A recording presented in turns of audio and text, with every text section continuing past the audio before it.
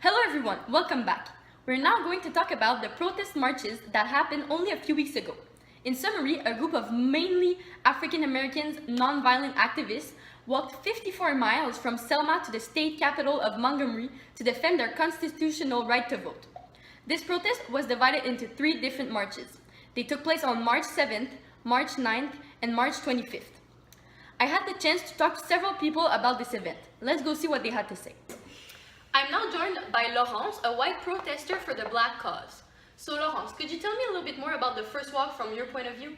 We were about 600 walkers this day, but it didn't last long until the police started to use violence against the Black protesters by hitting them with batons and tear gas. I saw a lot of my friends getting seriously hurt this day.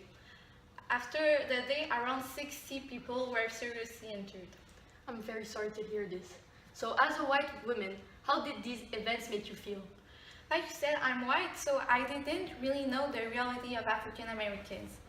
I heard of it, but I didn't truly know. I just thought that they were good people and that they deserved more rights. But seeing police officers using violence against them for no good reason from this close really made me realize how bad the situation of racism in USA was. Finally, could you tell us how these events impacted the protesters? I think that many expected that we would stop because of fear, but I think that it did the opposite effect because on the March 25th, the number of walkers increased to 25,000 people, white and black.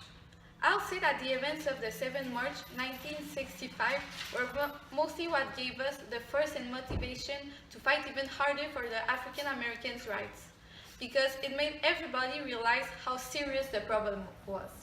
Thank you for taking the time to meet with me, Laurence. Thank you. So I'm now joined with Eve, an expert on this subject.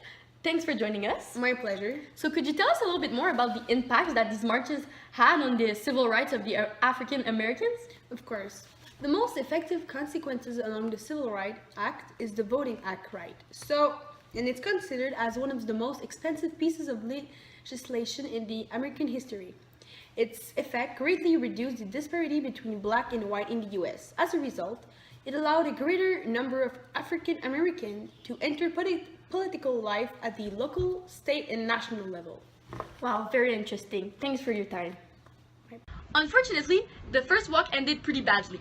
In fact, there were many altercations between the activists and the police. We're now going to talk with the police officer who was present at the scene. I'm now joined by Officer Roxanne. So could you tell us a little bit more about your side of the story? Okay, so on March 7th, we began to see black people protesting for their civil rights in Selma. They were disturbing the place and they wouldn't stop.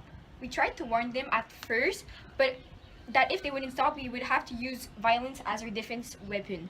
But they obviously didn't take it seriously since they continued their protest.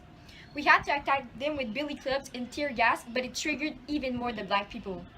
It's like they kept asking for it. Black people are inferior to us, and they obviously deserve it.